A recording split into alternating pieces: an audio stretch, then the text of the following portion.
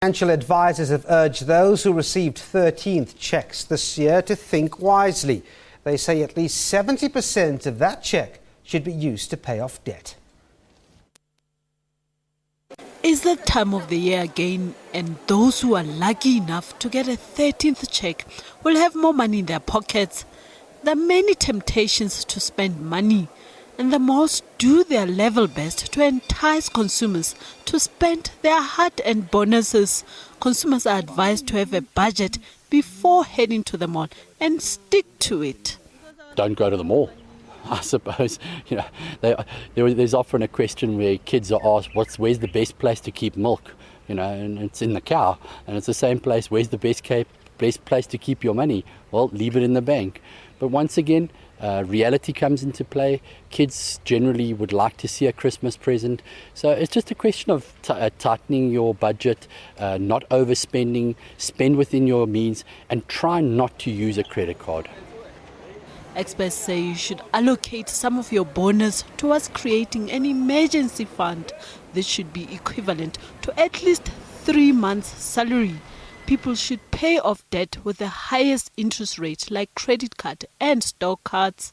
Credit cards attract interest of about 22% if the amount owed is not paid within the stipulated time. The shorter the period is, the higher the interest rate, and that's why credit cards are your highest interest rate and what we would consider not good debt if you can avoid it, because the payments can be very high. And the risk is that when you have the credit, you spend the money and you then can get into a position where it becomes difficult to repay the debt and the interest that gets added. Those with school-going children will incur more costs at the beginning of the year, with the price of school uniforms, school fees and stationery all going up. Using some of the annual bonus to pay for these necessities now will help alleviate stress next year. One of the biggest problems that we have in this country is, for some reason, people, when they come into the festive season, they tend to forget that this season is normally just a week, and that thereafter we go back to reality.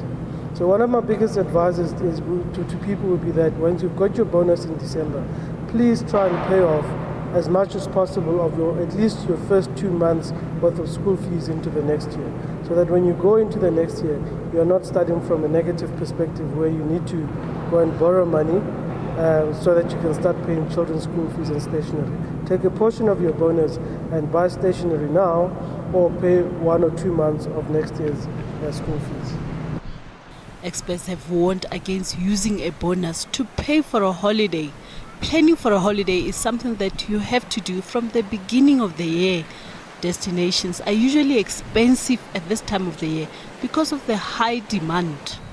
If you haven't made plans at this late stage in the year, it's a two-sided coin. The one is you're probably going to pay premium to find a place to go, and rather look at doing things around your area where you live and maybe do day trips to things near where you live and enjoy that. But on the other side, there are websites that specialize in short notice bookings where there's space available and you can get a discount.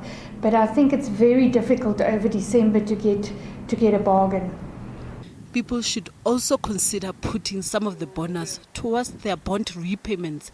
Paying more off on a home loan will help reduce the interest and the term of the bond. And there will be a tax rebate if some of the bonus goes towards a retirement annuity. One of the things that people must realize is that bonuses are what we generally call your non-retirement funding income, your non-retirement funding taxable income. So you often pay a lot of tax on the bonus that is paid out to you, and you often pay it at your marginal rate. One of the best ways to make sure that you reduce the amount of tax that you pay is to contribute a portion of your bonus into a retirement annuity. At the moment, you're allowed to pay as much as 15% of that bonus into a retirement annuity and get a tax deduction. Yes, you're not going to get the money back now, but when you submit your tax return next year, the SABC will give you some of that money back because you would have contributed into a retirement annuity and therefore save a little bit of tax while at the same time saving for a rainy day when you get into retirement. Christmas is a time of giving, but consumers have been urged to spend sensibly and buy reasonably priced gifts. This can help to ease financial constraints in the new year.